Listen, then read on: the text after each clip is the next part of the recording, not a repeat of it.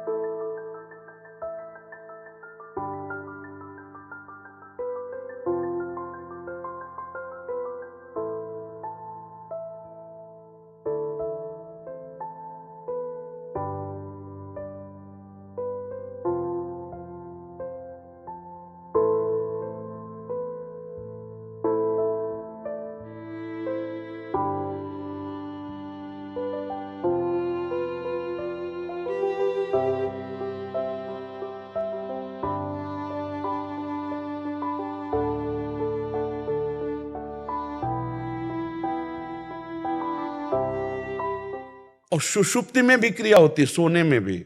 अगर सुषुप्ति में क्रिया ना होती तो बोले यार कच्ची नींद जगा दिया हमें, मतलब नींद की भी एक क्रिया है जो पक्की होगी जाके। नहीं बोले आज खूब यार मस्ती से सोए, तो हम ये देखते हैं बिना क्रिया के कुछ है नहीं, और हम क्रियाओं में फंस गए हैं।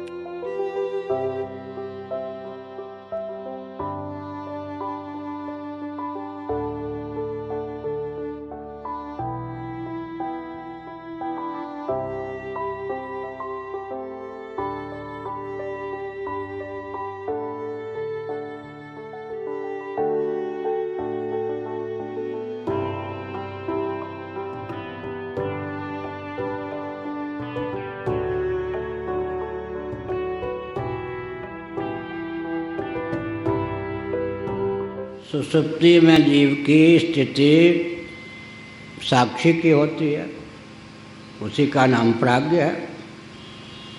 जीव सुप्त नहीं होता, सुषुप्ति का दृष्टा या साक्षी होता है,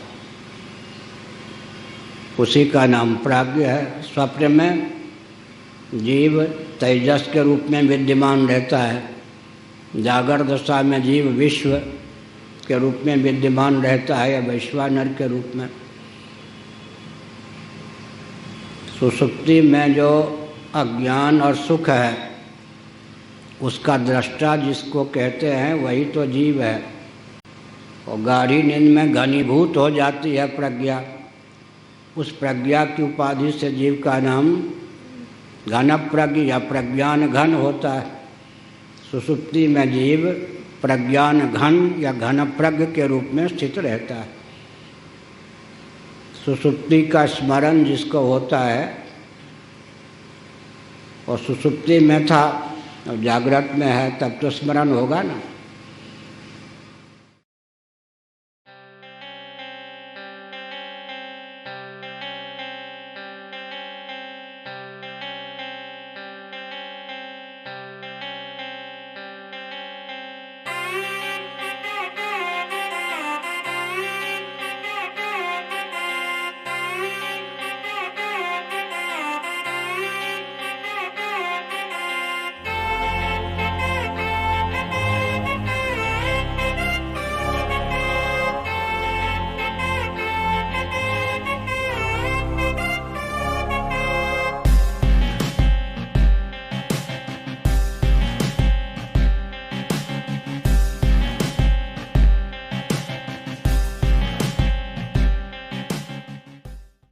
बोध स्वरूप आत्म ज्योति से दीप्त होकर बुद्धि भ्रांति से अपने में ही बोध मानती है।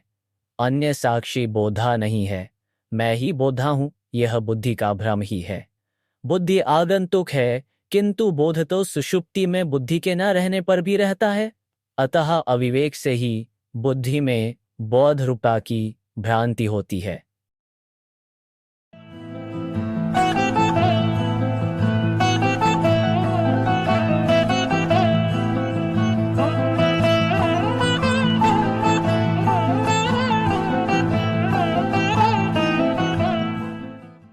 सुषुप्ति की ओर जाते हुए भी मैं कहाँ और कौन हूँ इत्यादि अहंकार का पहले लय होता है। केवल कुछ चेत ज्ञान सामान्य रह जाता है, अंत में वह भी अज्ञान या सुषुप्ति में लीन हो जाता है। परंतु आत्मा या परमात्मा स्वयं रूप नित्य बोध या ज्ञान तो इन तीनों का भासक है, स्वप्रकाश स्वरूप है। जैसे बादल की टुकड़ी देखकर आकाशव्यापी मेघमंडल बुद्धि में आरूढ़ हो सकता है, वैसे ही व्यष्टि, जीवगत, अहंकार, बुद्धि, ज्ञान, अज्ञान, सुषुप्ति से ईश्वरगत समष्टि, अहंतत्व, महत्तत्व और अव्यक्तत्व का बोध हो जाता है। जैसे अहंकार पूर्वक ही जीव का कार्य होता है, वैसे ही अहंकार पूर्वक ही परमात्मा से आकाशादि समस्त प्रपंच उत्पन्न होते हैं।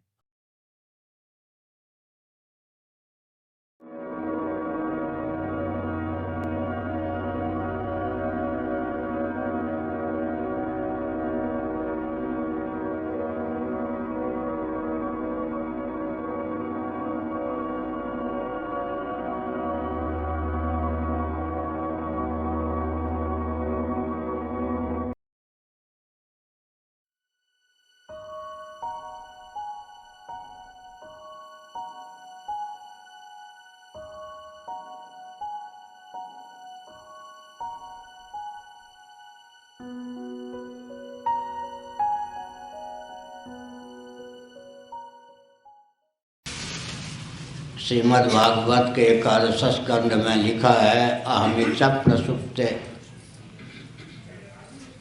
अहम के सो जाने पर गाढ़ी नींद की प्राप्ति होती है।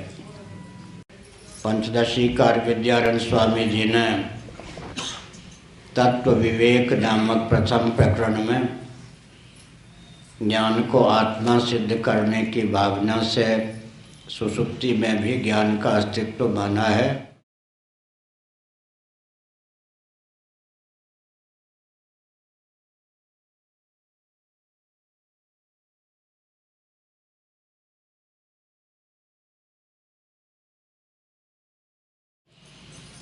स्मरण या परामर्श के बल पर सुषुप्ति में ज्ञान की सिद्धि होती है।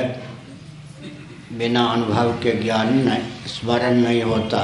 सामे माता, सामे माता, सामे माता जब कहता हूँ, जब कोई कहता है वह मेरी माँ, माँ का अनुभव हुआ कभी, तभी स्मरण होता है।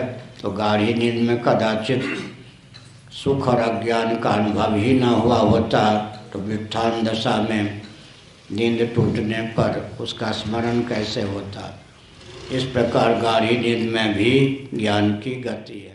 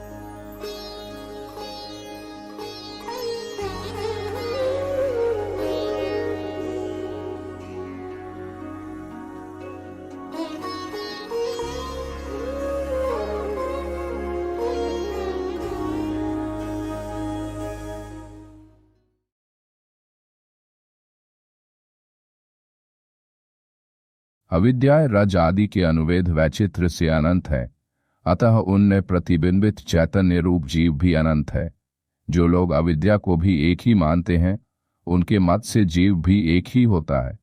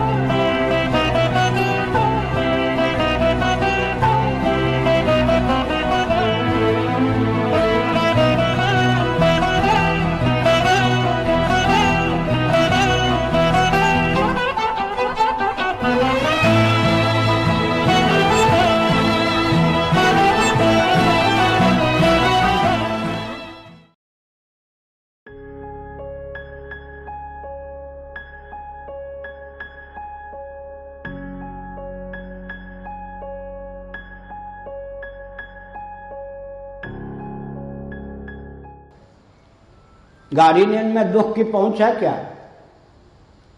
गाढ़ी नींद में दैहिक दैविक भौतिक तबियत तापों में ये भी एक क्रम है। इसको जो वेदना या रोग प्राप्त है दैहिक कोटि का है या दैविक कोटि का है या भौतिक कोटि का है। वेदना के भी 3 भेद हैं। चोट लगने से, गिर पड़ने से घाव हुआ आदि भौतिक रोग है, आदि भौतिक ताप, बैल ने सिंह मार दिया, ये सब। आदि दैविक है, क्रूर ग्रह देवता आदि के प्रकोप से अगर रोग हो गया उसका आदि दैविक उपचार करने से शमन होता है। आध्यात्मिक है, आंख कान इत्यादि में विकृति आ गई, करणगत विकृति, तो उसका नाम है आध्यात्मिक। तो ताप के भी 3 भेद होते हैं, लेकिन गाढ़ी नींद में किसी भी ताप की पहुंच नहीं होती, दुख की पहुंच नहीं होती। लेकिन उसका रहस्य क्या है?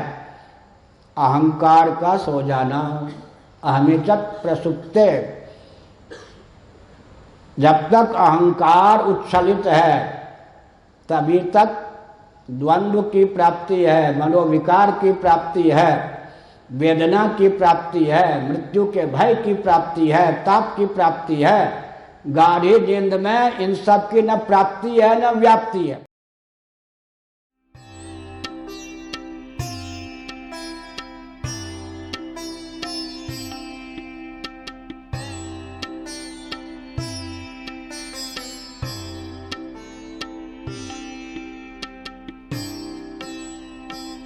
भगवान सच्चिदानंद है। उस भगवान के सन्निकट भगवान की कृपा से गाढ़ी नींद में हम आप पहुंच जाते हैं। तो जैसे अग्नि तत्व दाहक और प्रकाशक है, अग्नि को प्रज्वलित कर लीजिए, अग्नि को प्रज्वलित करके अग्नि के पास बैठिए, अग्नि को तापिए, अग्नि का सेवन कीजिए। प्रकाश के प्रभाव से अंधकार में भटकने से बच जाएंगे या नहीं? और उष्मा के प्रभाव से, ताप के प्रभाव से, सर्दी के चपेट से मुक्त होंगे या नहीं? गाढ़ी नींद में जीव अपने ही अत्यंत सन्निकट पहुंच जाता है। दूसरे शब्दों में भगवान के अत्यंत सन्निकट पहुंच जाता है। भगवान सत्य हैं, इसलिए गाढ़ी नींद में मृत्यु का भय नहीं प्राप्त होता। भगवान चित्त हैं, उनके अत्यंत सन्निकट पहुंच जाने के कारण जीव को कामक क्रोध लोभ मोह शोक आदि किसी भी मानस विकार की, मनोविकार की प्राप्ति नहीं होती। भगवान आनंद रूप हैं, उनके अत्यंत सन्निकट पहुंच जाने के कारण गाढ़ी नींद में दैहिक दैविक भौतिक तीव्र तापों में किसी ताप की प्राप्ति और व्याप्ति नहीं होती।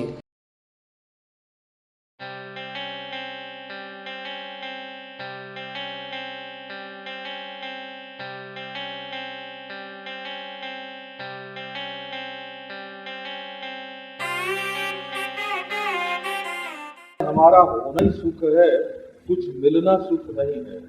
हमारा जानना ही सुख है, जानने का विषय कुछ होना ये सुख नहीं है। जहाँ उपलब्धि और सुख दोनों अलग अलग होंगे, वहाँ जिसको उपलब्धि होगी, जो उपलब्धि है वो चेतन है, और जिसकी उपलब्धि होगी वो दृश्य होने से जड़ हो जाएगी, और जड़ होगा तो अनिश्चित होगा, और अनित्य होगा तो दुखदायी भी होगा। इसलिए अपने स्वरूप के अतिरिक्त और कोई सुख नहीं है।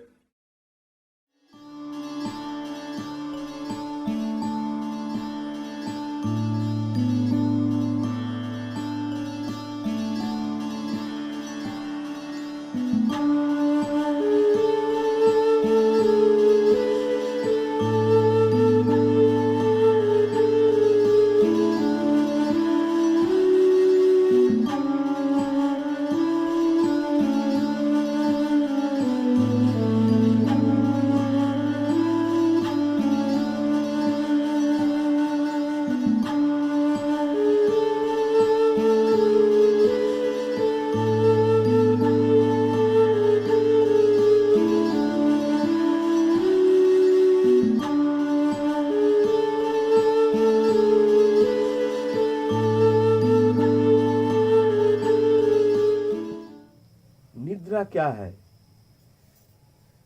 ये जो जीवात्मा ये भगवान से तो अलग नहीं, लेकिन संसार में वो इस तरह से अहंकार के कारण उसमें इसी विषय में लगे रहते हैं, वो भगवान से उस समय दूर रहते हैं। उसका स्थिति जो है वो भगवान में तो रहता ही नहीं है, क्योंकि संसारी लोग हैं। निद्रा में क्या होता है, हमारे जो अहंकार है ना, ये अहंकार मन बुद्धि के साथ साम्यावस्था में आ जाती है, निश्चल हो जाता है। तो उस समय जीवात्मा का परमात्मा का मिलन होता है। वही है उसका जीने का खुराक। अगर ये निद्रा बंद हो जाए तो पागल हो जाएगा जीव। जो जितना भोगी है उसको उतना निद्रा चाहिए। क्यों? वो खुराक है, वहां से तो एनर्जी लेता है। इसीलिए संसारी लोग 1 घंटा नींद कम होने से माथा खराब हो जाता है। एक दिन नींद ना होना माने वो तो पागल हो जाएगा, दवा खाएगा, ये करेगा वो करेगा। नींद चाहिए, नींद चाहिए। और साधक नींद नहीं चाहिए, नींद नहीं। 1 घंटा ज्यादा निद्रा हो गया तो दिमाग खराब हो जाता। आज हम सो गए, आज हम इतना सो गए, धिक्कार आती है मन में। जिस दिन निद्रा कम होती है उस दिन मन में आनंद रहता है, फ्रेश रहता है मन। क्यों? हमारा तो जोग तो चल रहा है। ये अलग सो करके थोड़ी संयोग के लिए हम नाम कर रहे हैं, नाम तो उनके साथ ही संयोग है। कैसे भी हो, अगर जागे रहेंगे तो भगवत चिंतन ही करेंगे।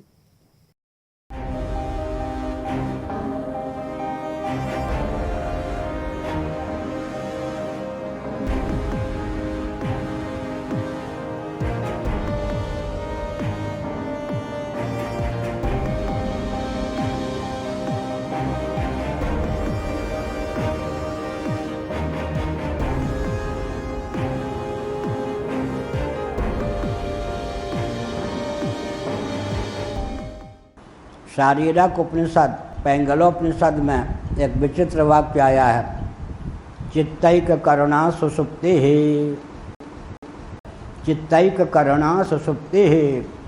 सुषुप्ति में एकमात्र चित्त ही करण शेष रहता है। अब जिनको पूरी प्रक्रिया नहीं सधी है उनके सामने एक पहेली रख दीजिए कि इसका अर्थ कर दीजिए चित्तैक करुणा सुषुप्ति। वो कहेंगे चित्त भी तो नहीं रहता है। तो मांडूक्य उपनिषद में जो कहा गया चेतोमुख, जीव सुषुप्ति में चेतोमुख होता है, वहाँ चेता शब्द का जो अर्थ है वही अर्थ क्या करना पड़ेगा, चित्त का। चित्त के 2 अर्थ होते हैं, जागृत स्वप्न में चित्त स्मरणात्मक होता है, सुषुप्ति में जो चित्त होता है अवधारण मात्र होकर शेष रहता है।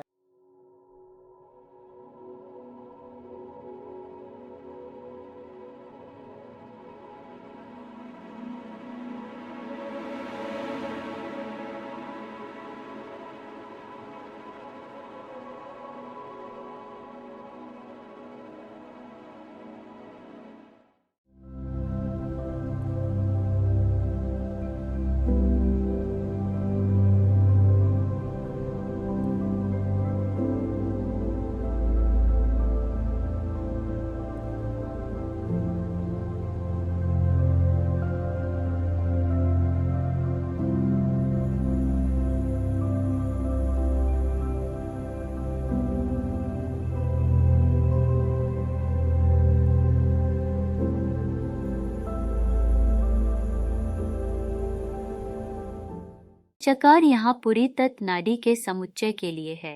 तद्भाव माने स्वप्न दर्शनाभाव अर्थात सुषुप्ति, वह पुरी तत् नाड़ी होती है, क्योंकि ऐसी श्रुति है, सुषुप्ति में आत्मा पुरी तत् नाड़ी में चला जाता है।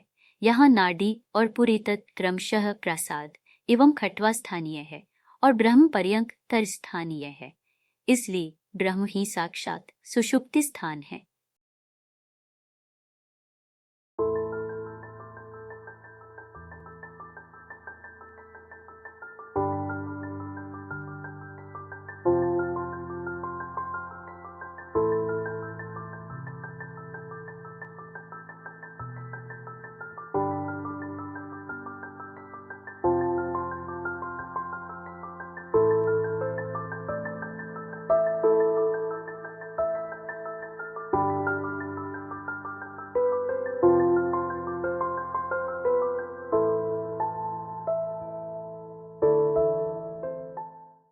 जब यह सुषुप्ति अवस्था को प्राप्त होता है तब कुछ भी नहीं जानता। इसके शरीर में जो 72,000 हिता नाम की नाड़ियां हृदय से निकलकर समस्त शरीर में व्याप्त हो रही है, उनमें फैलकर यह समस्त शरीर में व्याप्त हुआ शयन करता है।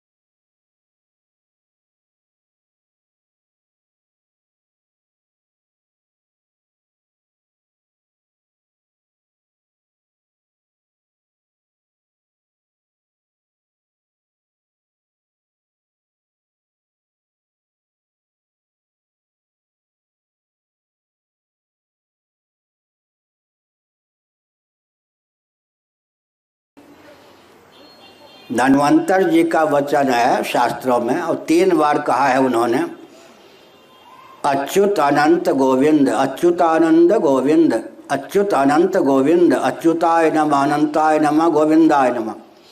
इसका अधिक से अधिक जप करें, इसमें सब अधिकृत हैं।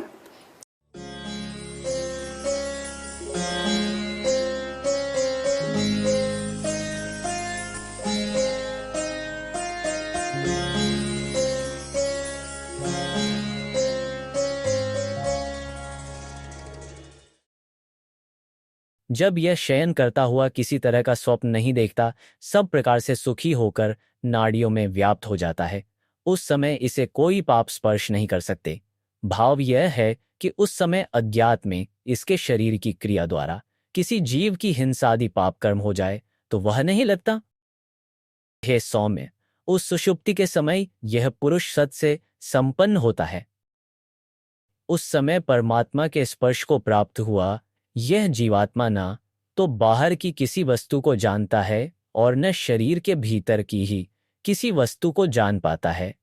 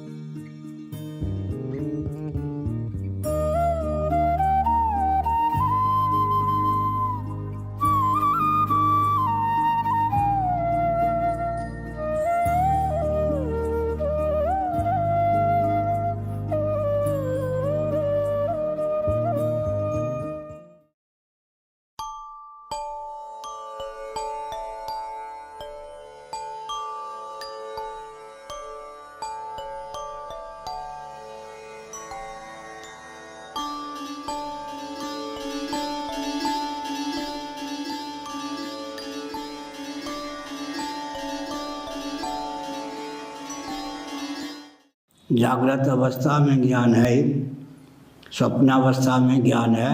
वैशेषिकों के यहाँ सुषुप्ति में ज्ञान नहीं, लेकिन सुषुप्ति के बाद जब व्युत्थान दशा प्राप्त होती है तब परामर्श होता है, सुख मामस्वाप्सम न किंचित अवेदिशम मामप्यहम न ज्ञासिसम। मैं सुखपूर्वक सोया, मैंने कुछ नहीं जाना, मैंने अहम को भी नहीं जाना। इसका मतलब क्या हुआ? सुषुप्ति में ज्ञान का विषय हुआ ना, अज्ञान और सुख। तो सुषुप्ति में भी ज्ञान की पहुँच है, इसलिए ज्ञानाभाव का नाम अज्ञान ये नहीं कह सकते। सुषुप्ति में भी अज्ञान का ज्ञान।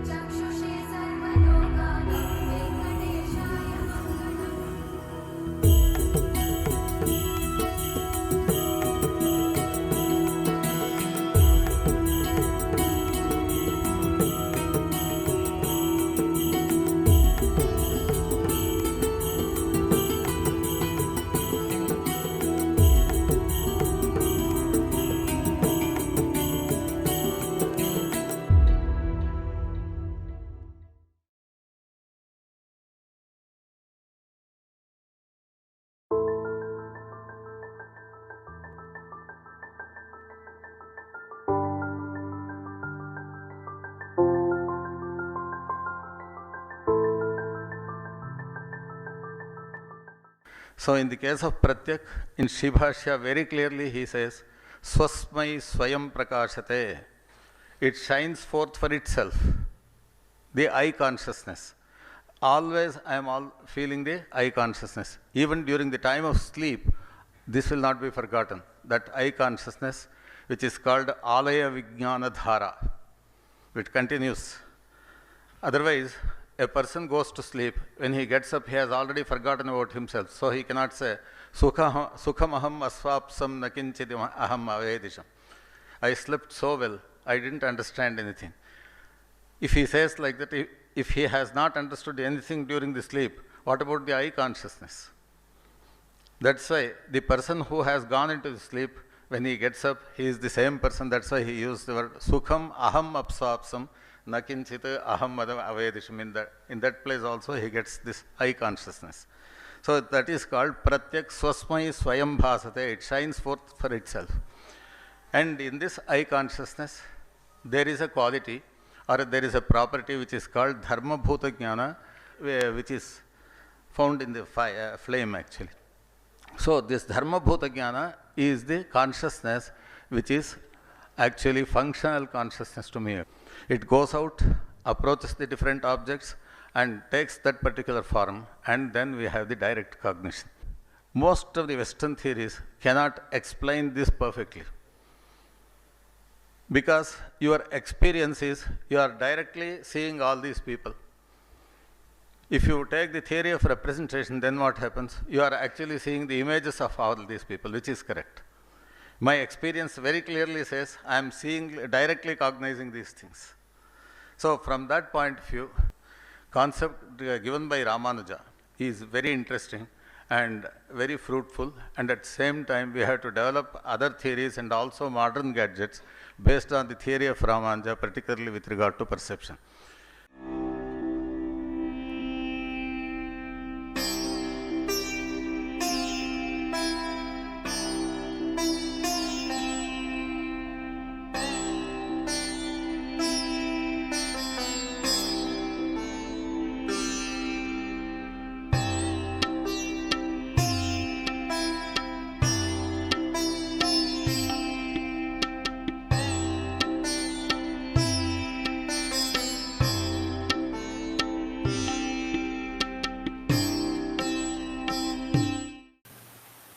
श्री रामानुजाचार्य महाभाग ने इस तथ्य को उद्भाषित किया कि जीवों में जो कर्तृत्व है वो ईश्वर के द्वारा प्रेरित है।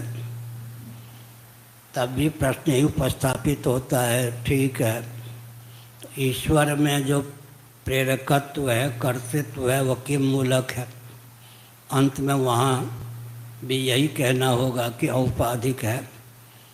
इसलिए भगवान में भी कर्तृत्व औपाधिक ही है, माया मूलक ही है, मायिक है। स्वभावस्तु प्रवर्तते, यहाँ स्वभाव का अर्थ अविद्या है। इसीलिए कर्माणि प्रभक्तानि स्वभाव प्रवैर्गुणैः, कर्म जो हैं स्वभाव प्रभव गुणजन्य हैं। एक जगह स्वभावस्तु प्रवर्तते कहा, प्रकृति स्वाम नियोक्षति, प्रकृति स्वभाव को कहते हैं, लेकिन फिर करें क्या। इसलिए यह जो वचन है व्याख्या रूप है, कर्माणि प्रभक्तानि स्वभाव प्रवैर्गुणैः है। कर्म के मूल में गुण, गुण के मूल में स्वभाव, अविद्या या प्रकृति या माया है।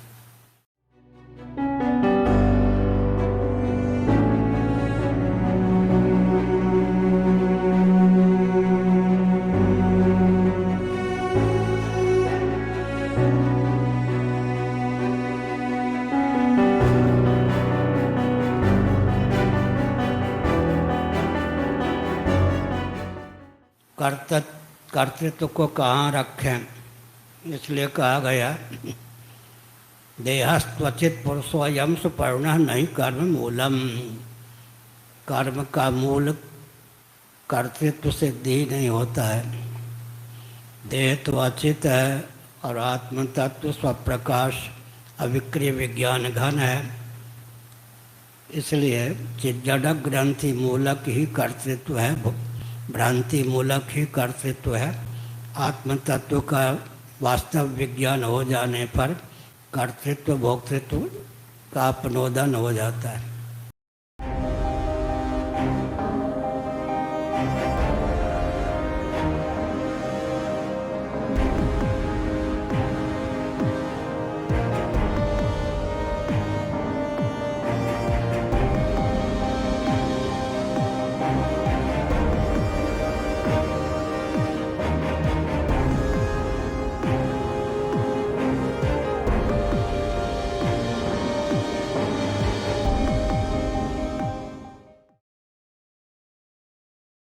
जब निद्रा आने से ठीक पूर्व की अवस्था में हम प्रवेश करते हैं, जहां बाहरी जगत की चेतना क्षीण हो चुकी होती है, मन बीच की अवस्था में लीन होता है, तब वह परम देवी प्रकाशित होती हैं। जब वह उस परम स्पंद तत्व में दृढ़ता से स्थापित हो जाता है, तब पुर्याष्टक के उदय और लय को पूरी तरह अपने नियंत्रण में रखते हुए उनका संपूर्ण भोक्ता भगवान से एक रूप बन जाता है और सब शक्तियों का स्वामी बन जाता है।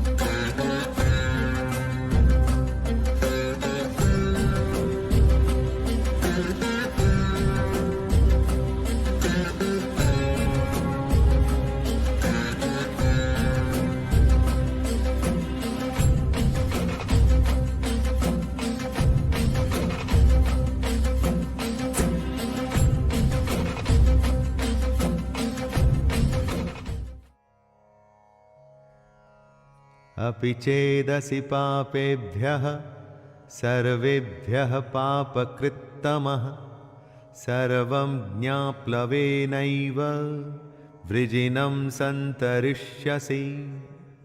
भले ही तुम्हें सभी पापियों में सबसे अधिक पापी माना जाता हो, किंतु जब तुम दिव्य ज्ञान की नाव में स्थित होगे तो तुम दुखों के सागर को पार करने में सक्षम हो जाओगे।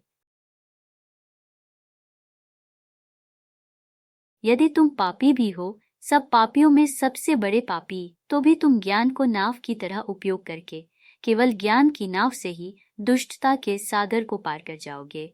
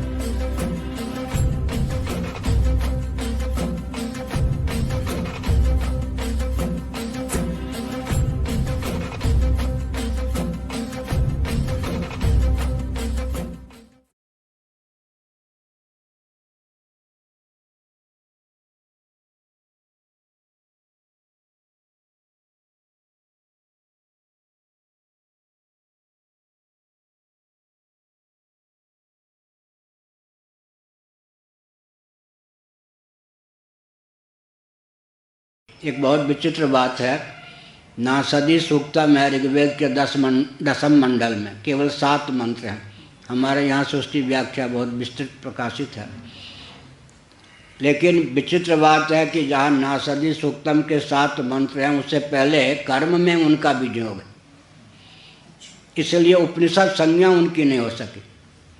पूरे विश्व के वैज्ञानिक जो भी हमारी ओर आकृष्ट हैं, वो नासदी सूक्तम को बहुत महत्व देते हैं सृष्टि की संरचना का विज्ञान प्राप्त करने में, और अर्थ भी बहुत ऊंचा है।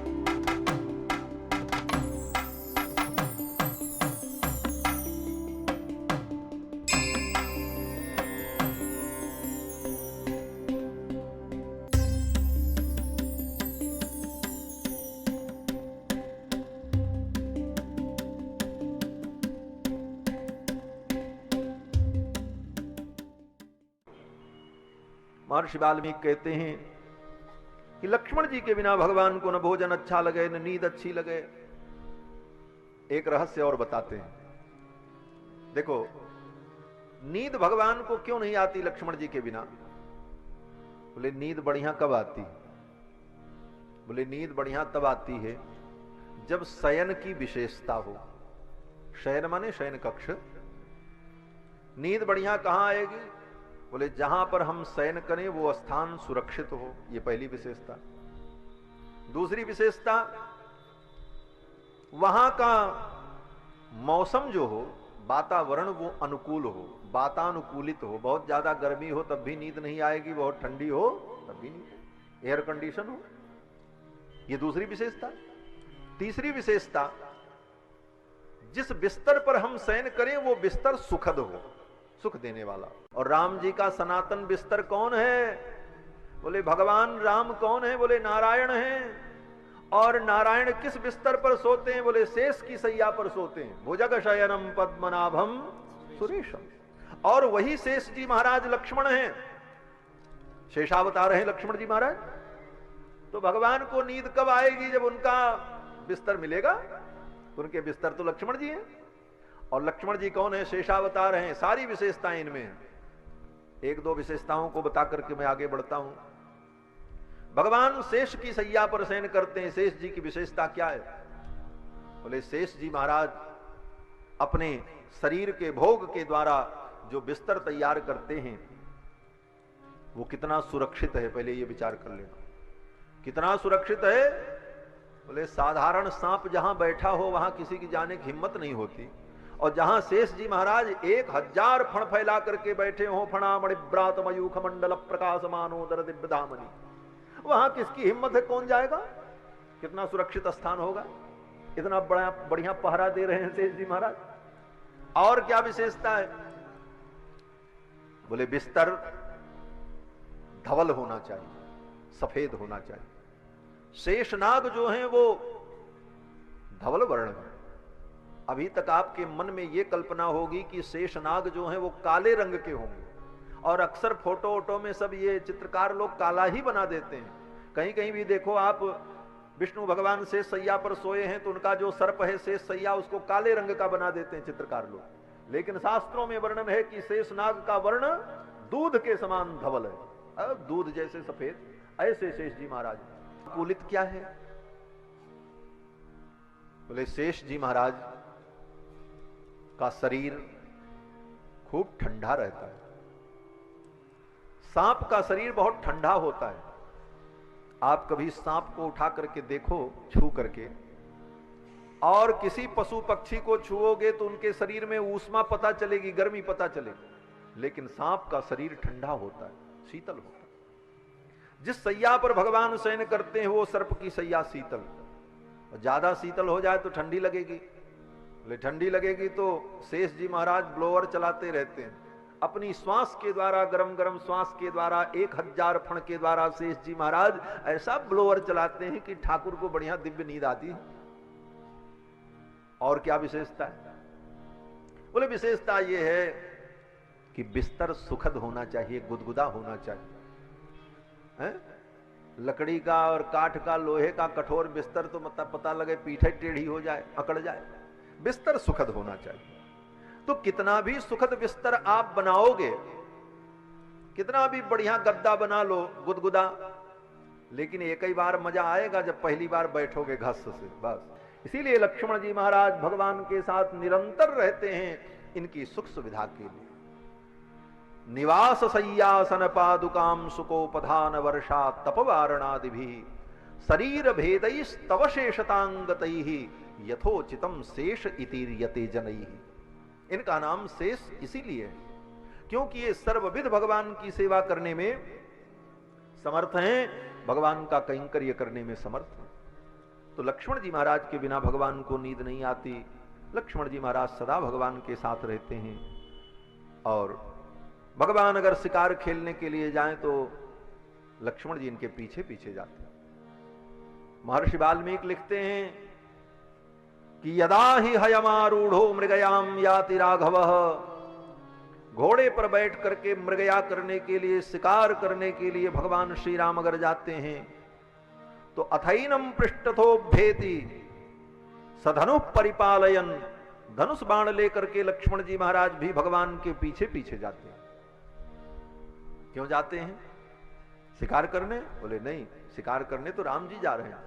लक्ष्मण जी? बोले लक्ष्मण जी भगवान की सेवा के लिए जाते हैं। ऐसा भाव है, ऐसा प्रेम है।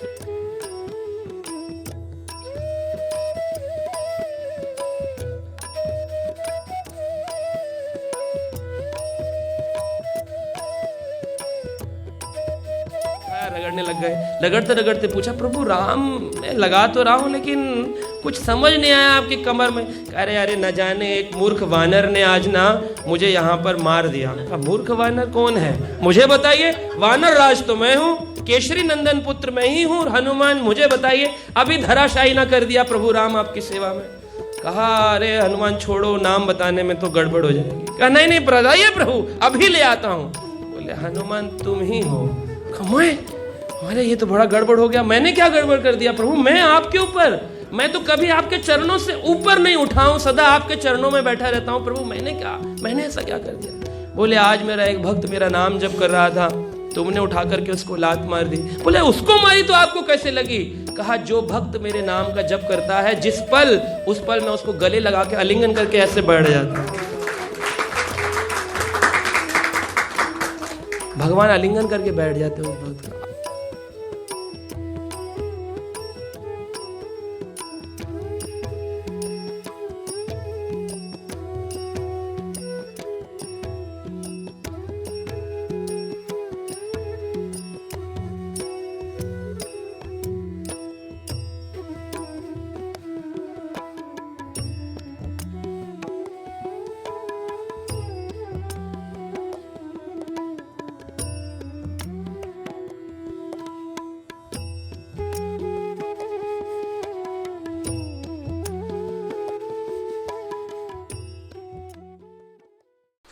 In this way, piecemeal story of perception is given in other systems of philosophy, particularly Western systems of philosophy.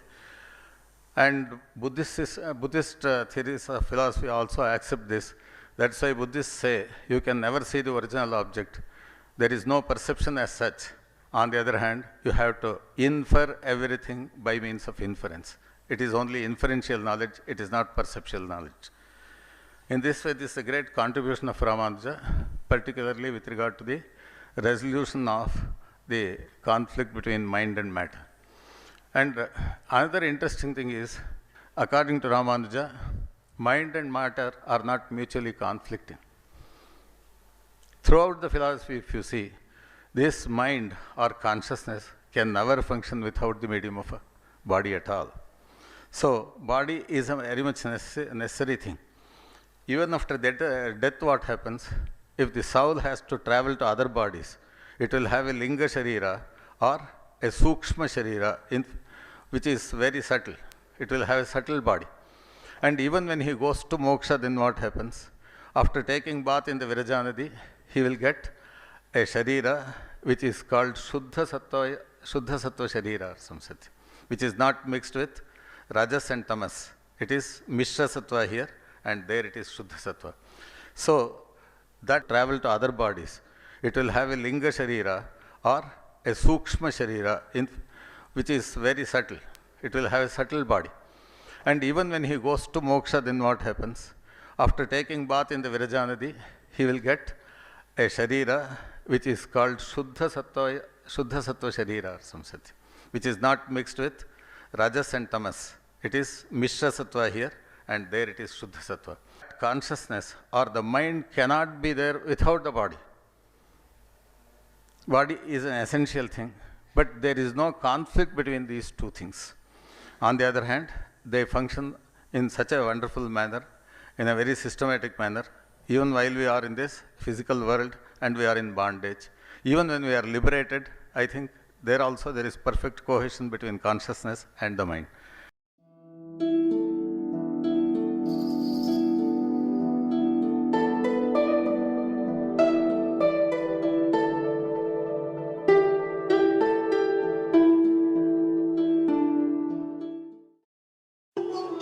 Vasudev Sankarshan Pradyumna निरुद्ध व्यूभूमि संकर्षण स्वरूप शेष के मुख से उत्पन्न वह्नि की उष्णता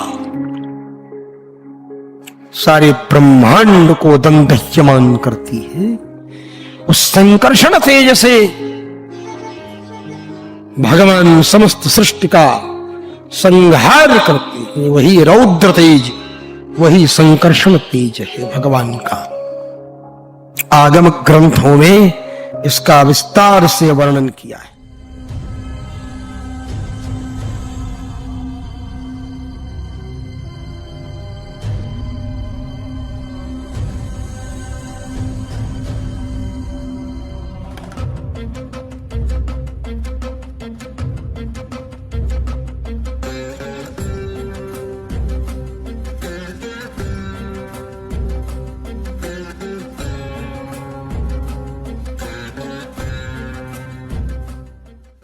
एक ही रुद्र है, दूसरा रुद्र नहीं है। वह रुद्र अपनी शक्तियों से सब लोगों पर शासन करता है।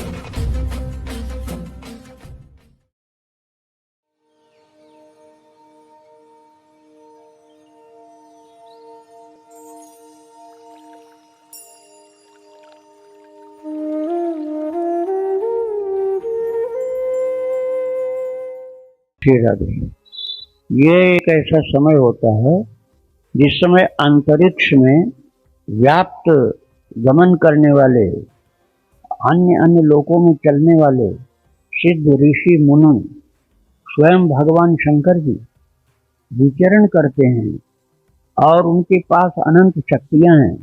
किसी के घर में, कुटिया में, मंदिर में जाए बिना उनको आकाश से ही पता चल जाता है कि कौन जीव क्या कर रहा है। ये जो विशेष रूप से भगवान से जुड़ा हुआ प्रेमी है तो उसको आशीर्वाद देते हैं, कुछ कृपा करते हैं, प्रसाद देते हैं, दैवी शक्ति प्रदान करते हैं, योग्यताएं, आध्यात्मिक शक्तियां सब दे के जाते हैं। इसलिए वो सबसे अधिक आशीर्वाद प्राप्त करने लायक साधना का काल होता है ना। तो मान लो प्राकृतिक विषय भी ले लिया जाए, जान ईशा सर्वभूतानं तस्संग जागृति संयम।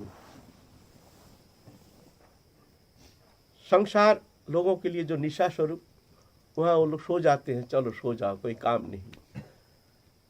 यहां जागतिक विषय ले रहे हैं। अगर ये विषय भी ले लो तो भी इसका एक माने निकालता है। साधु जो है वो रात्रि को ज्यादा प्राधान्यता देते हैं। सब सो जाते हैं, शांत परिवेश, कोई हल्ला चिल्ला नहीं।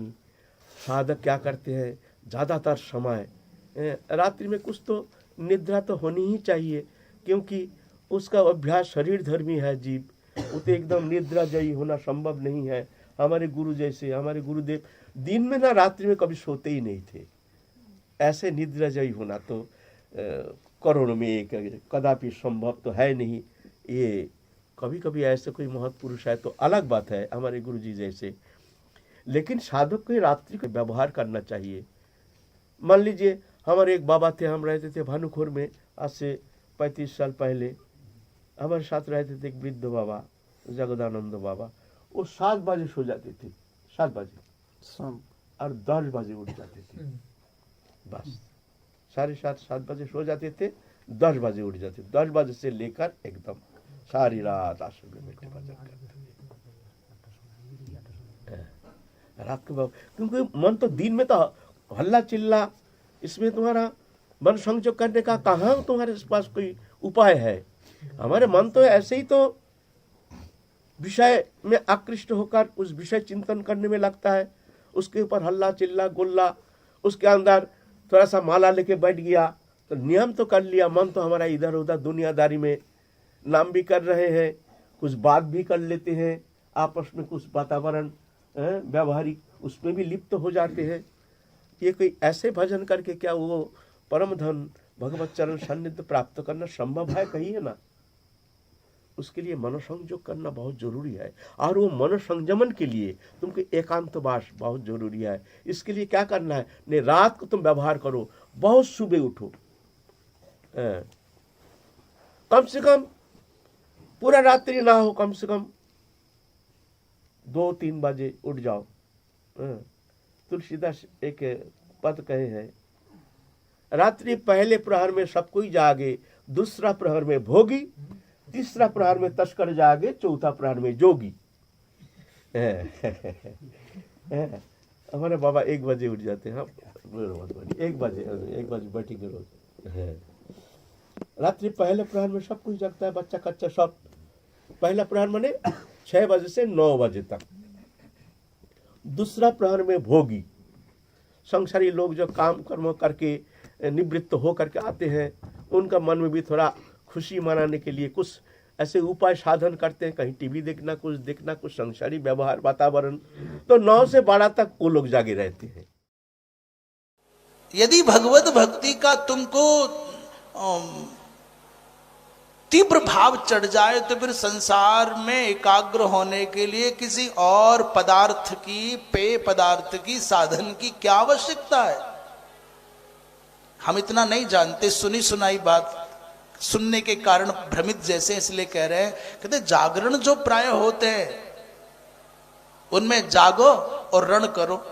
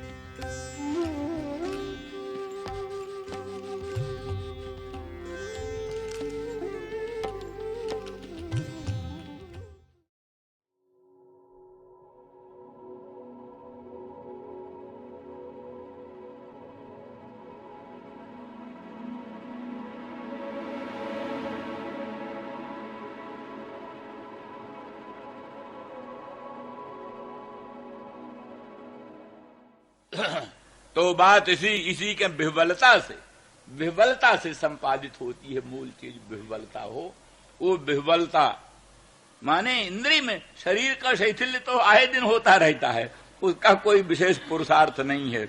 मन का शैथिल्य हो, मन अपने विषयों के ग्रहण में आलसी हो, मन अपने विषयों को ग्रहण से उदासीन हो जाए, तो इस प्रकार से फिर वो अखंड बोध सच्चिदानंद घन अपने आप स्फुरित हो जाता है।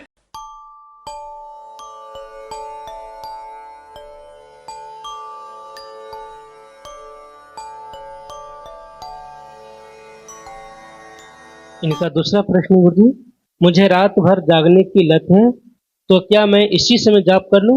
मैं कभी भी ब्रह्म मुहूर्त में नहीं उठ पाता हूं। मैं लगातार आपकी कृपा से 6-7 घंटे ना जप करता हूं, कृपया मार्गदर्शन करें। राधे राधे। बहुत उत्तम है ये, किंतु कुछ सावधानी भी रखनी पड़ेगी। जैसे 11 बजे आप शुरू करते हैं जप करना, तो उसके पहले स्नान करिए, और जब 3 बजे आपका जप पूर्ण होगा तब स्नान करना आवश्यक नहीं होगा। बीच में लघु शंका, दीर्घ शंका, मलमूत्र त्याग करना, ये सब नहीं करोगे। पानी तक भी नहीं पियोगे। जो पीना है थोड़ा सा पानी पहले पी लो, 3 बजे के बाद पानी पीना है। थोड़ा सा भी आलस्य आया तो खड़े हो जाओ, दौड़ धूप करके जब करो, चल फिर करके करो। बैठने पर आलस्य आ रहा है तो बैठो बिल्कुल नहीं, नहीं तो भंग हो जाएगा आपका। तपस्या है, तपस्या वहीं पर भंग हो जाएगी जहां आपको झपकी आई, उतना टाइम आपका चला गया, माइनस हो गया, तो फिर कहाँ वो टाइम पूरा हुआ। इसलिए इसमें बहुत अलर्ट रहना पड़ेगा, बहुत सावधानी रखनी पड़ेगी।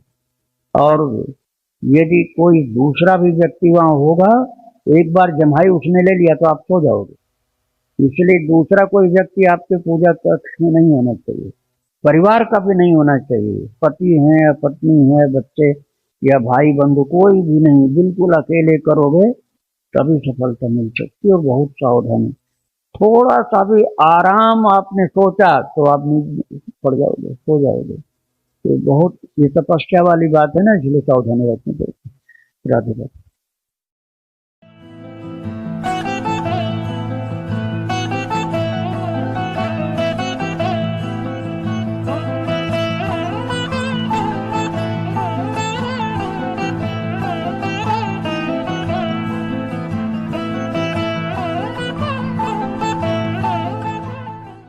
आज भी अगर भगवान सनत कुमार किसी को दृष्टिगोचर हो तो देखत बालक बहुकालीना, अत्यंत वरिष्ठ होने पर भी वो 5 वर्ष के बाल गोपाल के सदृश दिखाई पड़ेंगे। हमारे पूज्य गुरुदेव धर्म सम्राट स्वामी श्री कटपाती जी महाभाग ने एकांत में वाराणसी में मुझे बताया, भविष्य में योग की चर्चा बहुत होगी, गली गली में लोग योग की चर्चा करेंगे। लेकिन उन्होंने योग का रहस्य बताया। कल्पना कीजिए किसी व्यक्ति की आयु 12 वर्षों की पूर्ण हो चुकी है, कदाचित 12 वर्ष की अवधि में उसने समाधि लगा ली, 12 वर्षों तक निर्विकल्प समाधि की स्थिति में वह रहा। 12 वर्ष के पश्चात निर्विकल्प समाधि से व्युत्थान होने पर भी उसकी आयु पूर्ववत 12 साल की ही सिद्ध होगी। योग की यह क्या प्रशस्त विधा है। प्राण स्पंदन सहित चित्त वृत्ति का जब निरोध हो जाता है और चित्त भावापन्न प्राण ही अवशिष्ट रहता है, तब निर्विकल्प समाधि की प्राप्ति होती है। निर्विकल्प समाधि में आयु की वृद्धि नहीं होती। लेकिन भगवान सनत कुमार इत्यादि ऐसे मनीषी हैं, कथा भी सुनते हैं, कथा भी कहते हैं, विहरण भी करते हैं, फिर भी उनके जीवन की स्थिति क्या है, 5 साल के बाल गोपाल के शरीर दिखाई पड़ते हैं। समाधि की सिद्धि को दैनिक जीवन में उतारने की जो प्रतिष्ठा है, वह जिसके जीवन में प्राप्त है, वह चाहे तो सामाजिक धरातल पर भी राम राज्य की प्रतिष्ठा कर सकता है। एक और संकेत करता हूँ, भगवान सुखदेव जी का दर्शन किसी को प्राप्त हो, वे 16 वर्ष की आयु में ही परिलक्षित होंगे। इसका मतलब भगवान सुखदेव विहरण भी करते हैं, विचरण भी करते हैं और स्मरण करने पर दर्शन भी देते हैं, लेकिन उनकी आयु 16 वर्ष की अवस्था का अतिक्रमण नहीं करती। अर्थात निर्विकल्प समाधि की दशा में जो क्षमता व्यक्ति को प्राप्त होती है, व्यावहारिक जीवन में भी वह क्षमता भगवान सनत कुमार और सुखदेव जी आदि मनुष्यों के जीवन में है। एक और मैं संकेत करता हूँ, गाढ़ी नींद या सुषुप्ति, जिसका वर्णन मैंने विस्तार पूर्वक पहले दिन किया था, ध्यानपूर्वक सुनिए। एक क्षण के लिए भी किसी व्यक्ति को गाढ़ी नींद की प्राप्ति हो जाए तो मृत्यु के भय की पहुंच गाढ़ी नींद में नहीं है। मरणासन्न व्यक्ति भी कहीं एक क्षण के लिए सुषुप्ति प्राप्त कर ले तो उसे मृत्यु का भय प्राप्त नहीं होता है।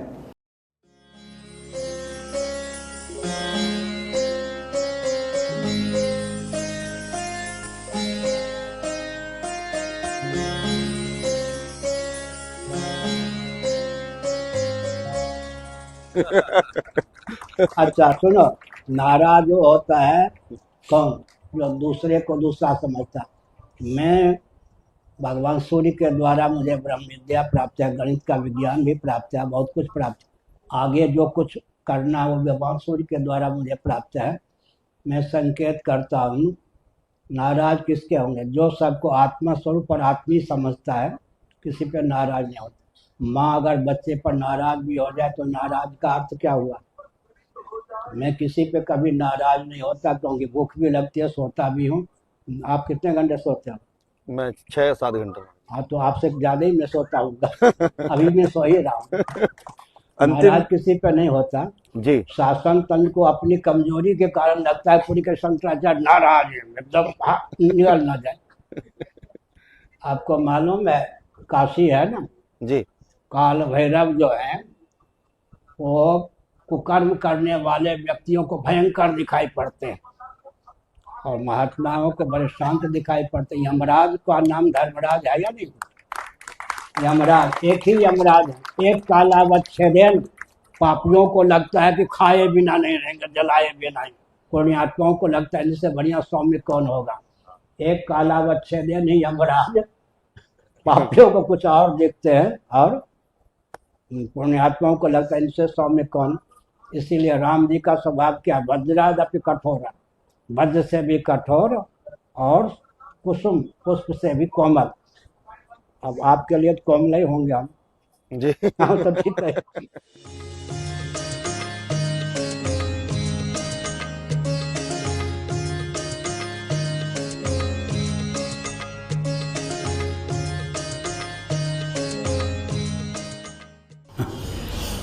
जीवन में ऐसे महात्मा के पास हम रहे नैमिष वाले महाराज 24 घंटे में 2 घंटे सोते थे।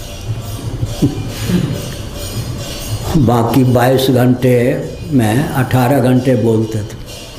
फर्रुखाबाद का शरीर था, फर्रुखाबाद गंगा तट पर, वहाँ का व्यक्ति सबसे ज़्यादा बोलता है। अब मैं 5 साल तक लगातार उनकी व्यक्तिगत सेवा में था। तखत पे रात में सोते, मैं ज़मीन पे सोता। वो 24 घंटे में 2 घंटे सोते, मैं 1.5 घंटा सोता कि उनको जगाना न पड़े मुझे। 5 घंटे तक 24 घंटे में 1.5 घंटे ही सो के रहा।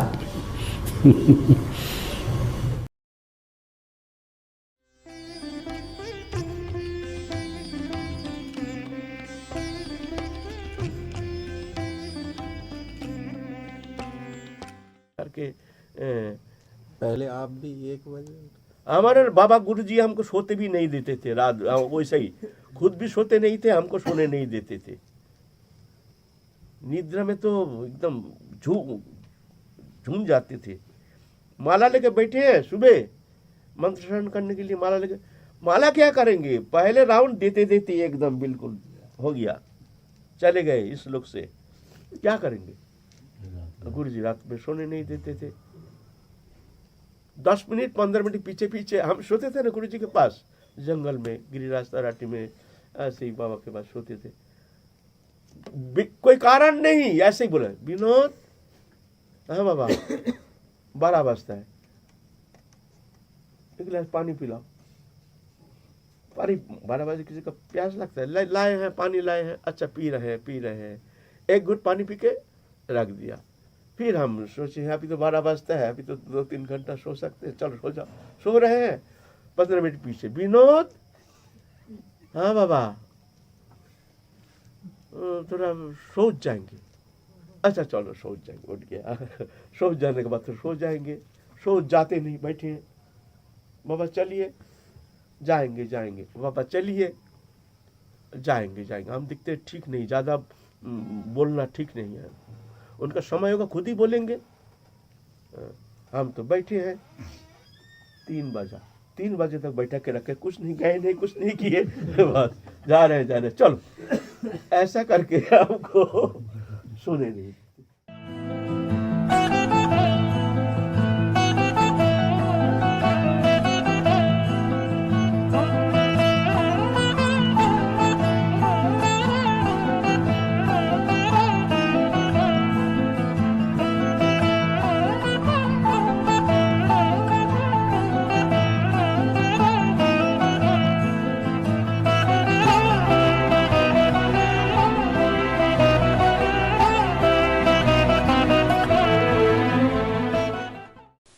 मिलो प्रेम पूरण दो भाई, मन बुद्धि चित अहमित बिसराई।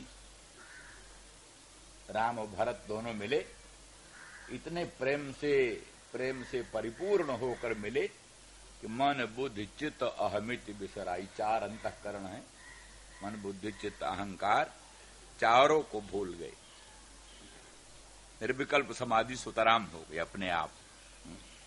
समाधि के लिए कोई नया आयास नहीं करना पड़ा। मन बुद्धि चित्त अहंकार इनको भुलाकर मिले। एक तन्मयता होती, एक विचित्र तन्मयता होती है। उसी तन्मयता में ये बात संभव। इस प्रकार से जब चित्त ध्येय को ग्रहण करने में समर्थ हो गया, तब फिर वेदांत वेद्य अखंड ब्रह्म उस समय सामने आ जाता है। वेदांत वेद्य अखंड ब्रह्म, वही ब्रह्म जो अभी साकार होकर प्रकट हो रहा था, जो अभी सगुण होकर अनंत कल्याण गुण गण धाम होकर प्रकट हो रहा था, वही अखंड बोध रूप से, निर्विकल्प बोध रूप से, निर्विकल्प सत्ता के रूप में, सद्भिन्न बोध रूप से, बोधाभिन्न अखंड सद रूप से वही वस्तु सामने आती है। क्यों आती है? तो कहते एकमेक तरा भावे जदा नोपलभामहे तृतयन तत्र जो वेद सात्मा स्वाश्रयाश्रया।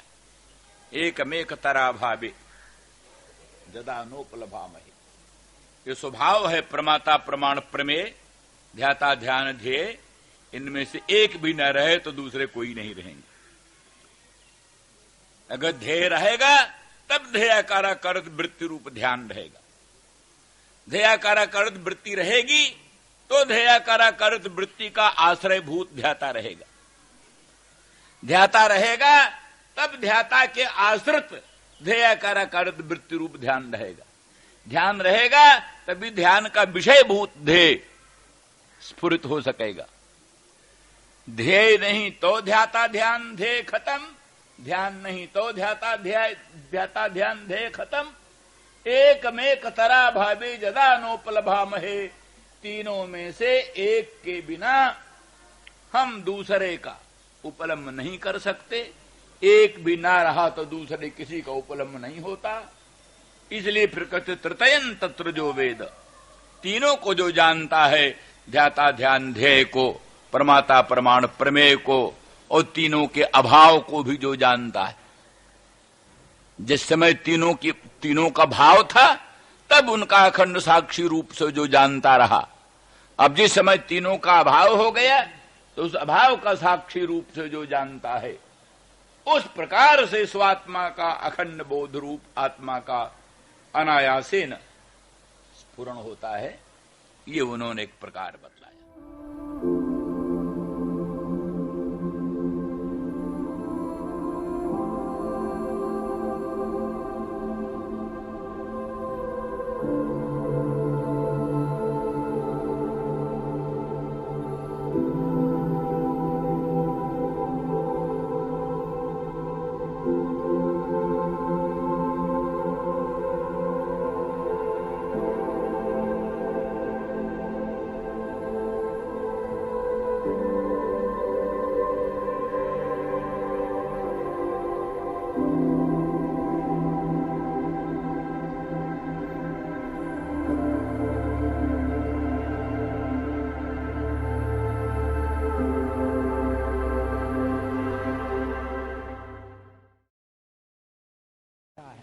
भगवद गीता के 14वें अध्याय के एक श्लोक के आधार पर हमने कोश की व्याख्या या परिभाषा की।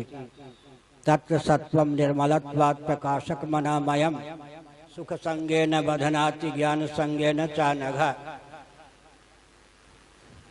प्रकाशत्वात् अनामयम भी कहा गया, सुख संगेन बधनाति ज्ञान संगेन च भी कहा गया। इसी से कोश की परिभाषा निकलती है। अभिव्यंजक होता हुआ जो आच्छादक हो उसका नाम कोश है। पंचदशीकार के शब्दों में प्रतिबिंबात्मक और बिंबात्मक आनंदमय कोश के दो विभाग हैं। जागर और स्वप्न में प्रिय मोद प्रमोद की प्राप्ति होती है, उसी का नाम है फलात्मक या प्रतिबिंबात्मक आनंद। और सुषुप्ति अवस्था में, सौसुप्त दशा में जो आनंदमय कोश शेष रहता है वो बीजात्मक या बिंबात्मक है। प्रायः श्री वैष्णवाचार्य आनंदमय कोश को, जिसको हम आनंदमय के आगे कोश लगा देते हैं, वो कहते आनंदमय ही आत्मा है, परमात्मा। एक प्रक्रिया हम लोगों की है जो आनंदमय को भी हम लोग कोश मानते हैं। तो ब्रह्मपुच्छम प्रतिष्ठा चरमः का अर्थ है। अंत में ब्रह्मपुच्छम प्रतिष्ठा तैत्रीय उपनिषद के अनुसार आनंदमय कोश का जो आधार तत्व है अर्थात ब्रह्म तत्व है, उस ब्रह्म तत्व को जानने के लिए ही पंच कोशों का उपयोग और विनियोग किया तो जीवन सार्थक है।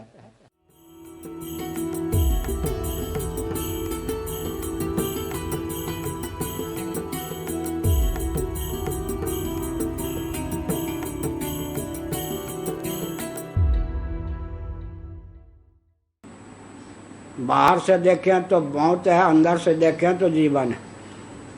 बाहर के बेटे पोते नाती ये सब को देखना बंद करें तब गाढ़ी नींद, इनका चिंतन बंद करें तो गाढ़ी नींद होगी। शरीर को निहारना है, इसका चिंतन करना बंद करें तब गाढ़ी नींद होगी। इंद्रियों को भुलावें तब गाढ़ी नींद होगी। ये बीमारी की ओर हम बढ़ रहे हैं या स्वास्थ्य की ओर? अपनी ओर जितना बढ़ेंगे उतना स्वस्थ होंगे, बाहर की ओर जितना भागेंगे उतना बीमार होंगे। गाढ़ी नींद तब तक आ ही नहीं सकती जब तक शरीर को न भुलावें। गाढ़ी नींद तब तक आ ही नहीं सकती जब तक इंद्रियों को न भुलावें। इंद्रियां फुदकती रहें तो गाढ़ी नींद होंगी। गाढ़ी नींद तब तक आ ही नहीं सकती जब तक मन बुद्धि चित्त अहंकार को न भुलावें। गाढ़ी नींद तब तक आ ही नहीं सकती जब तक प्राणों को न भुलावें। गाढ़ी नींद तब तक आ ही नहीं सकती जब तक विषय जन्य आनंद को न भुलावे। आनंद भी पागल बना देता है, आनंद को न भुलावे तो भी पागल हो जाएगा। तो जो क्रांति हमारे जीवन में बीमारी से ऊपर उठने की गाढ़ी नींद का वेग आने पर प्राप्त होती है, उस क्रांति का रहस्य अगर कोई समझ जाए तो जागृत दशा में भी सिद्धों का सिद्ध, पीरों का पीर, चिकित्सकों का चिकित्सक होकर रह सकता है। लेकिन गाढ़ी नींद में एक रोग है, जैसे बबूल के बीज में कांटे भी हैं लेकिन दिखते नहीं, इसी प्रकार गाढ़ी नींद में आदि व्याधि का बीज बचा रहता है, उसके ऊपर समाधि है। उस समाधि में आदि व्याधि का बीज भी शांत हो जाता है। आदि व्याधि का बीज अविद्या, यह भी जब शांत हो जाए तो व्यक्ति स्वरूपानुरूप स्थित होता है, सच्चिदानंद मात्र होकर स्थित रहता है। फिर सदा के लिए मृत्यु, जड़ता, दुख के चपेट से अपने आप को मुक्त करने में समर्थ होता है। उस व्यक्ति के जन्म और मरण की परंपरा का आत्यंतिक उच्छेद हो जाता है।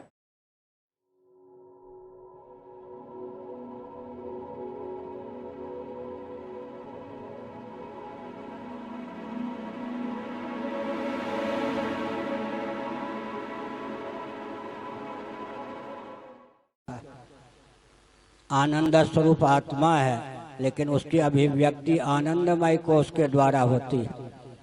आनंदमय कोश कब तक है? जब तक हम आनंदमय कोश की देन आनंद है ऐसा समझते हैं।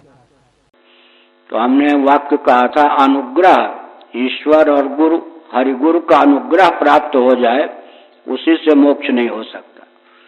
अनुग्रह वरदान तो सिद्ध हो सकता है, विक्षेप से हम बच सकते हैं, पागलपन से उपराम हो सकते हैं, अनुग्रह से लाभान्वित हो सकते हैं, लेकिन मुक्त तब होंगे जब स्वतः प्रयास तदर्थ करेंगे।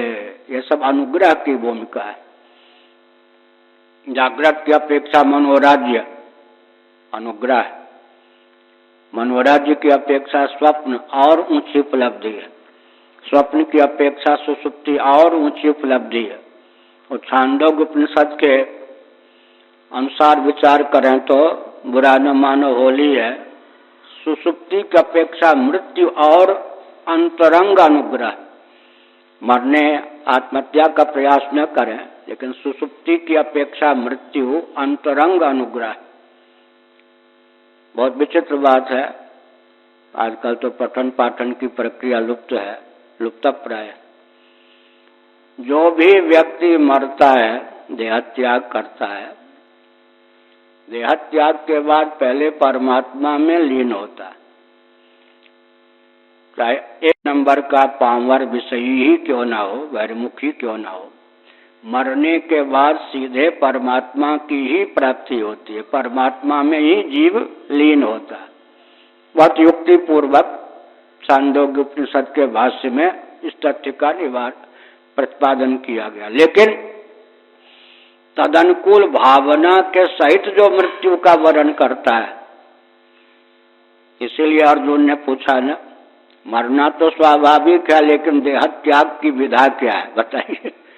मौत से श्री विष्णु आश्रम जी महाराज कहा करते थे, बच्चों मरने से क्या डरता है, मरना तो स्वाभाविक है, लेकिन मरना कैसे चाहिए, देहत्याग करना कैसे चाहिए, यह सीख उन्हीं के शब्द हैं।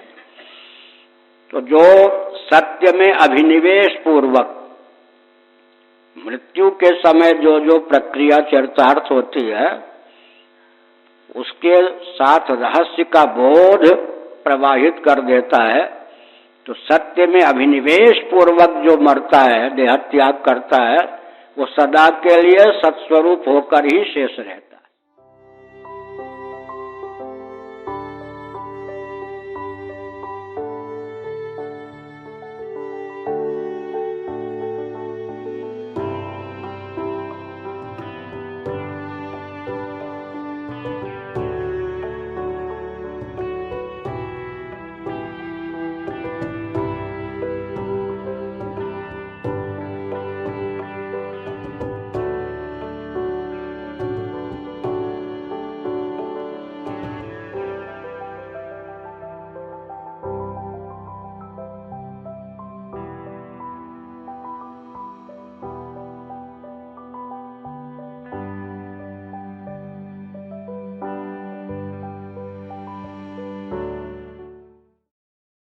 स्वात्म प्रबोध से बीज दग्ध होने पर अनंत ज्ञान निष्प्रपंच रूप से भासित होता है।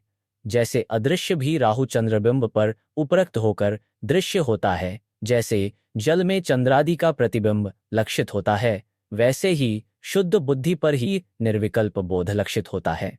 जैसे जल में भानु का बिंब एवं उष्णता प्रतीत होने पर भी वह जल का धर्म नहीं, किंतु भानु का ही धर्म है, उसी प्रकार बुद्धि में बोध लक्षित होने पर भी बोध बुद्धि का धर्म नहीं है।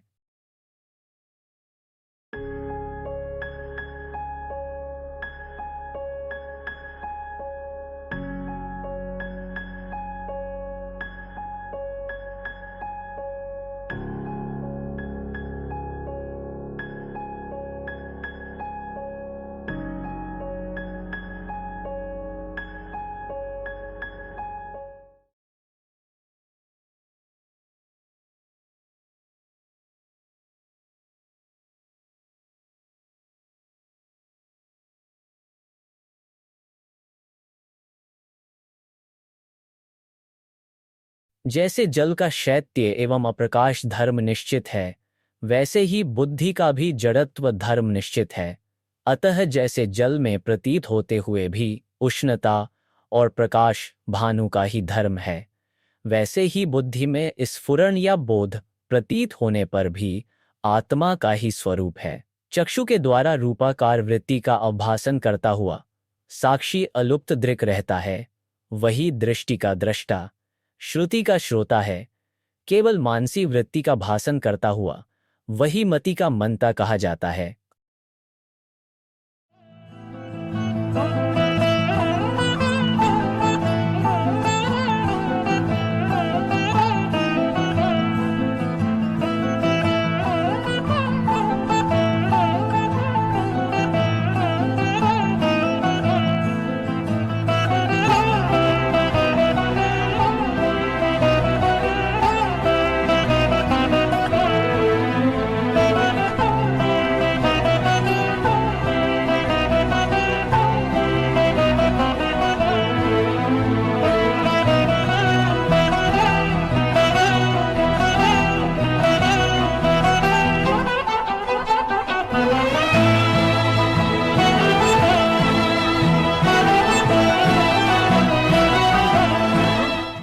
जिनको नींद ना आती हो उनके लिए सही दवा है, आप नींद का चिंतन न करके प्रभु का चिंतन करने लगो। देख लेना आप कब सो गए पता नहीं चले। और अगर सौभाग्य से नींद ना आई तो नींद में जो इंद्रियों को पुष्टता मिलती है वो होता है संसार का विस्मरण।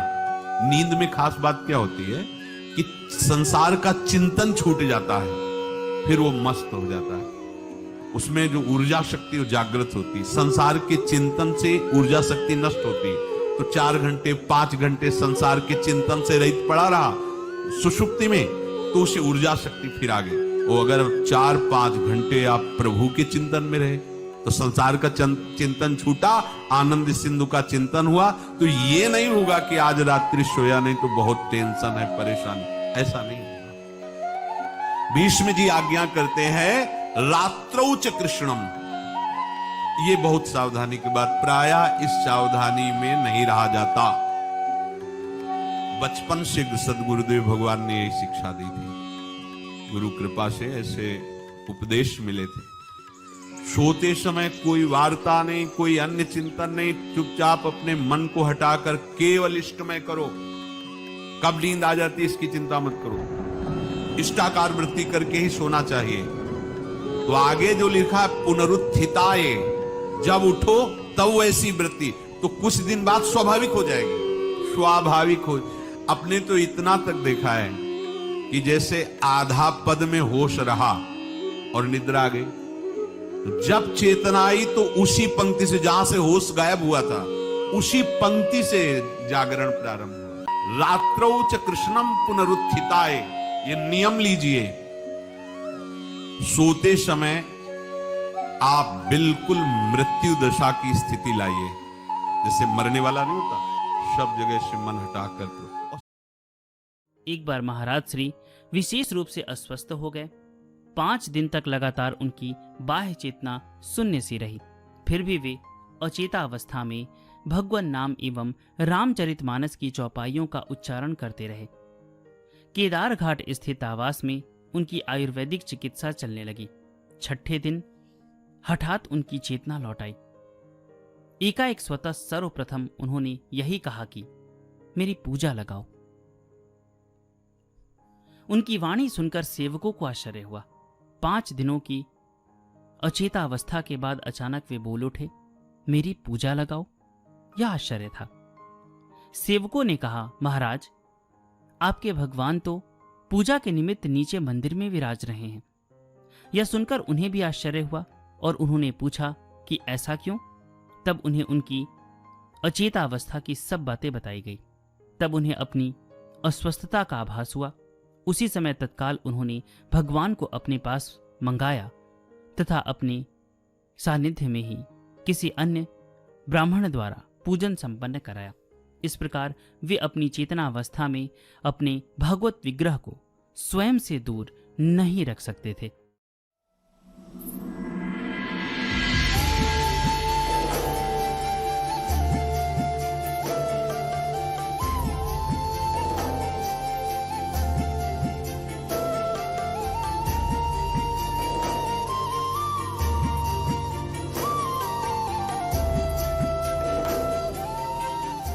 गुरुदेव को देखते कि घंटों सिसकी नहीं बंद हो रही, खिड़की से झांक के देखते, बस वो बिकल रो रहे, लगता धिक्कार है हमारे जीवन को, हमारी आंखें सूखी हुई है, हमारे गुरुदेव रो रहे प्रिया प्रीतम के लिए। रात के उठे लघु शंका के लिए देखा, अरे यार गुरुदेव बैठे हैं तुम।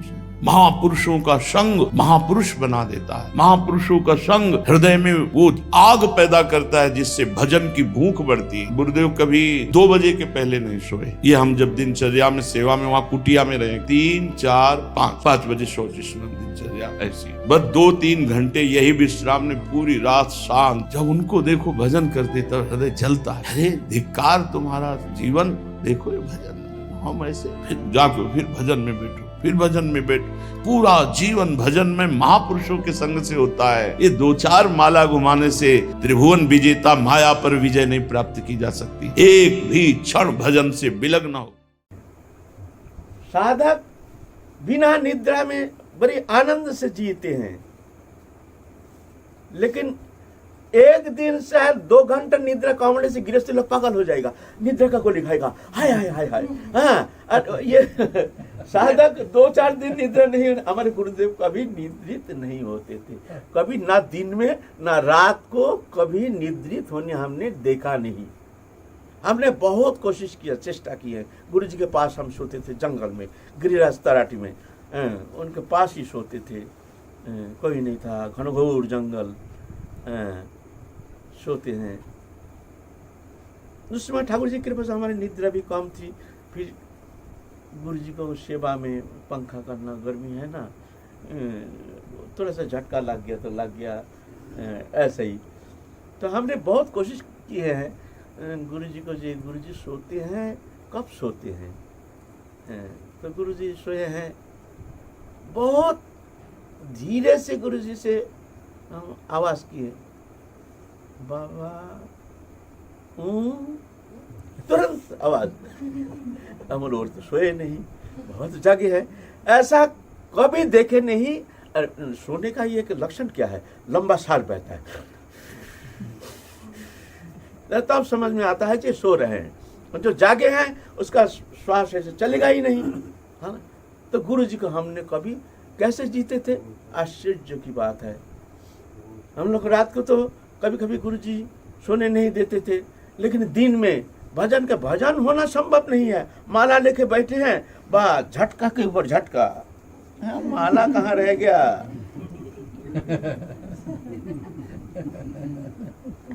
कितना कष्ट। स्थूल बुद्धि है ना, स्थूल मन बुद्धि इंद्रिय है, उतना भजन में उन्हें प्रवेश है नहीं, निद्रा तो चाहिए। लेकिन गुरु जी कभी देखे नहीं है, स्वस्थ सुंदर, एकदम सुंदर, आनंदित है, अखंड आनंद सिंधु में जैसे डूब रहे। कैसे संभव? ये है बात। इसीलिए ये नहीं सोचना चाहिए जो हम निद्रा कम कर देंगे तो तबीयत खराब हो जाएगा, निद्रा कम, ऐसा नहीं, खुराक मिल जाएगा।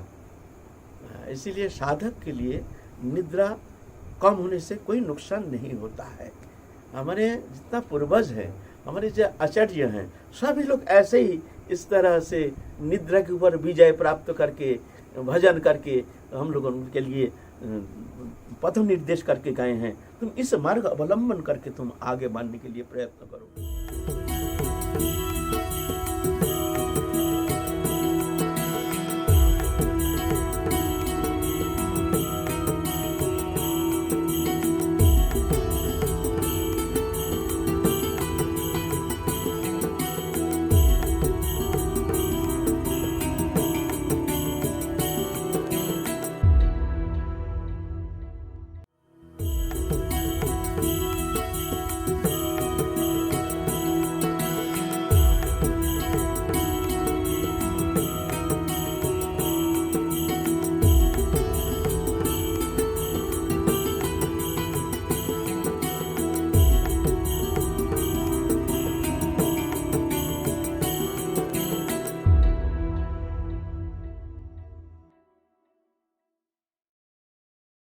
गाढ़ी नींद में क्या रोग है?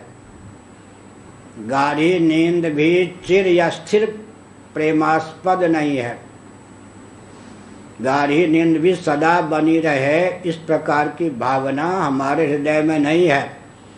चाहे संकल्प करें या न करें, मनोगत भाव को टटोलें तो व्यक्ति यही संकल्प लेकर, भाव लेकर सोता है कि ऐसा न हो कि सदा के लिए सोया रह जाऊं। गाढ़ी नींद भी सदा के लिए स्थिर प्रेमास्पदा नहीं है या प्रेमास्पद नहीं है।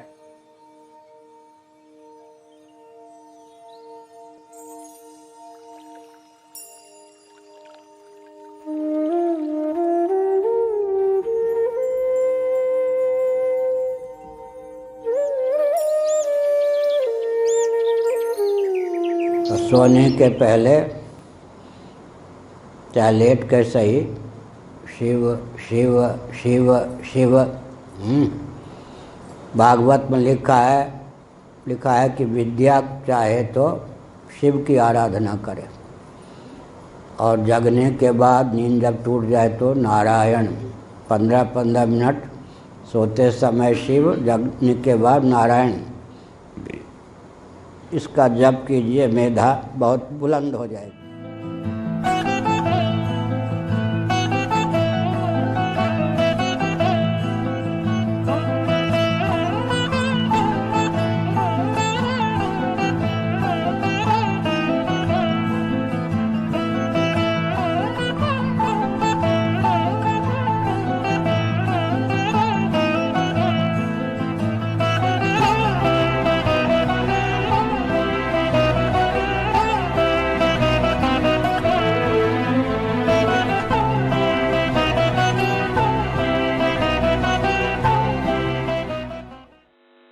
अध्याय के भाव को धारण करने के लिए यह सब आवश्यक है।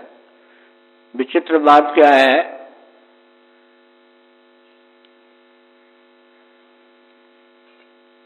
सुषुप्ति के समय क्या क्या भावना जगती है, उस पर विचार करें।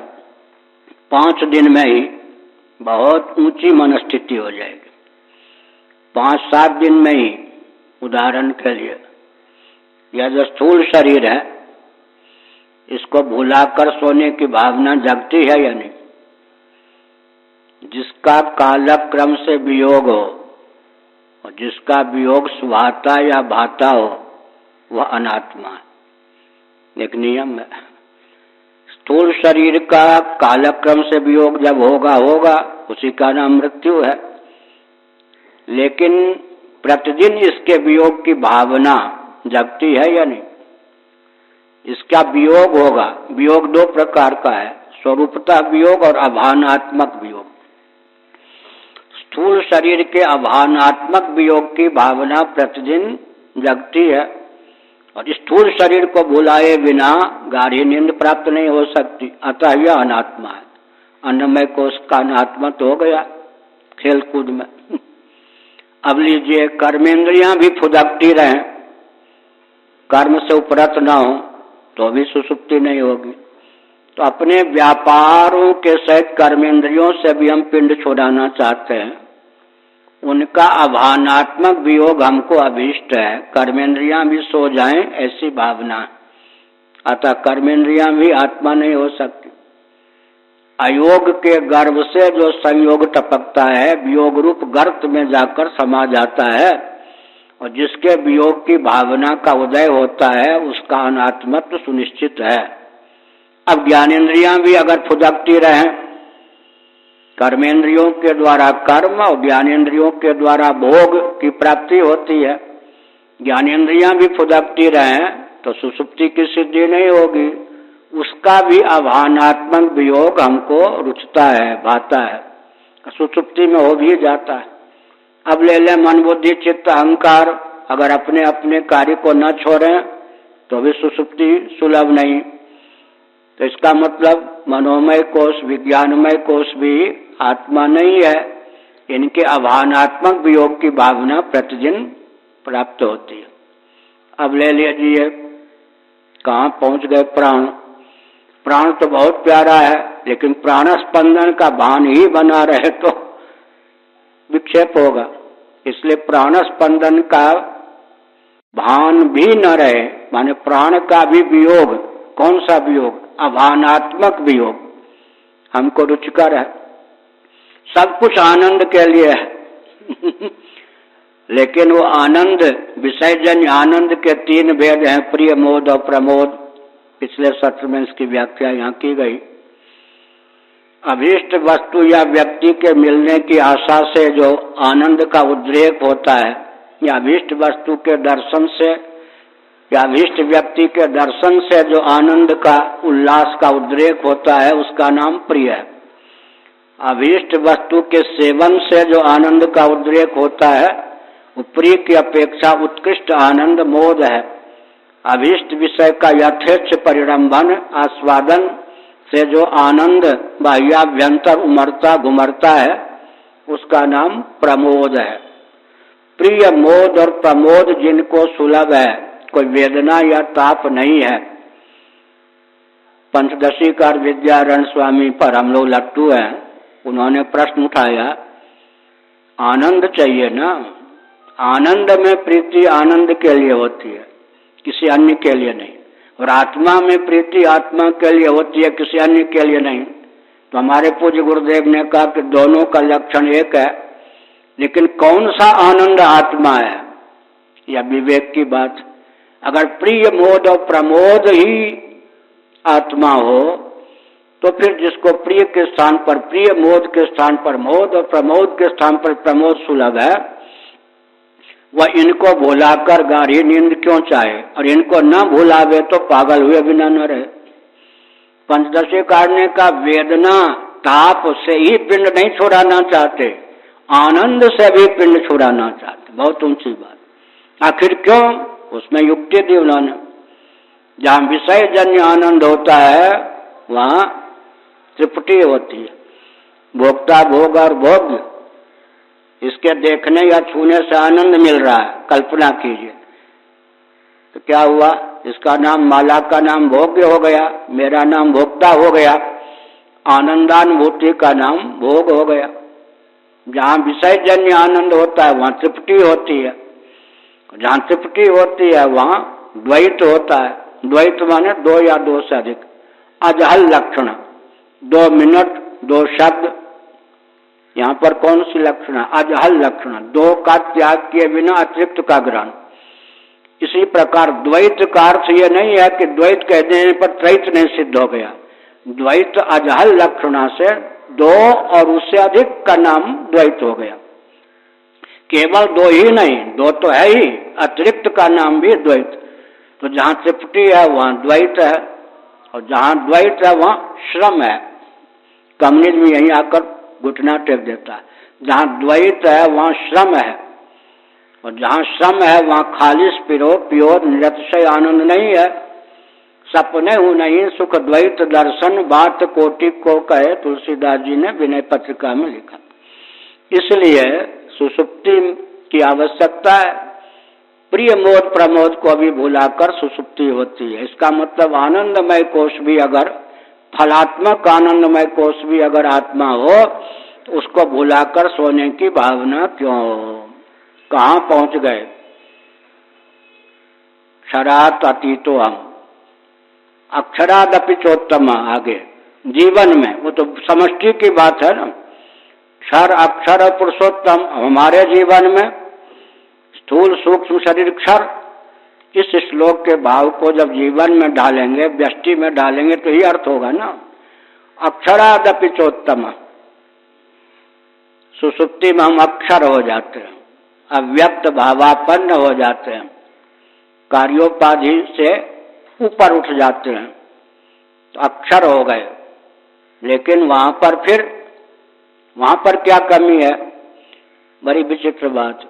वहां पर यह कमी है कि स्वरूप, जिसको स्वरूप समझना चाहिए, वो भोग्य बनकर प्रकट। आनंद वहां पर भोग्य है, भोग्य है ना। तो श्रम का बीज है, श्रम तो नहीं है, लेकिन श्रम का बीज है। श्रम का बीज क्यों है? आनंद भोग्य है, और जो भोग्य होता है वो स्वप्रकाश नहीं होता। इसलिए हर व्यक्ति जो भी सोता है, उसके हृदय में एक संकल्प गुप्त रीति से विद्यमान रहता है। संकल्प करे या न करे, मनोभाव विद्यमान रहता है, ऐसा न हो कि सदा के लिए सोया रह जाऊं। सुषुप्ति के प्रति भी हृदय से अत्यंत रागान्वित व्यक्ति नहीं होता, उससे भी उपरामता की भावना होती है।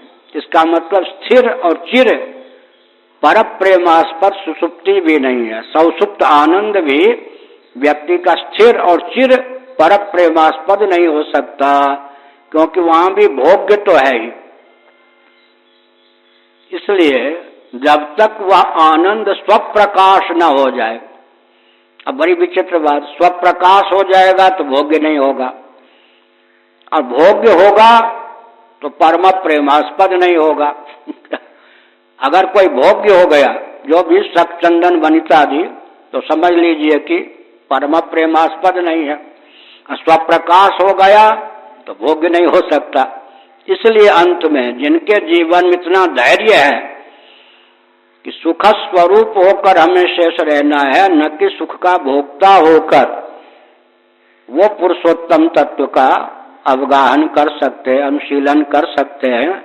इसीलिए अक्षर भावापत्ति हमारी होती है। कारणोपाधिक ईश्वर कल्प होकर हम सुषुप्ति में स्थिर रहते हैं, अवशिष्ट रहते हैं, लेकिन वहां भी उपाधि तो है।